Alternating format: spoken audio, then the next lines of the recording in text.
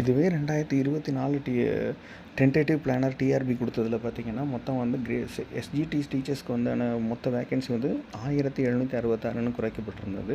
Assistant professor government arts college வந்து 4000 post அப்படின்னு சொல்லியிருந்தாங்க. பிப்ரவரியில் கால்ஃபர் பண்ணுவோம், ஜூனில் வந்து எக்ஸாம் நடக்கும்னு சொன்னாங்க. ஆக்சுவலாக மார்ச்சில் கால்ஃபர் பண்ணாங்க, ஆகஸ்ட்டில் எக்ஸாம் நடக்கும்னு சொல்லி அதுவும் தள்ளி வைக்கப்பட்டிருந்ததுன்னு மட்டும் மென்ஷன் பண்ணியிருந்தோம்.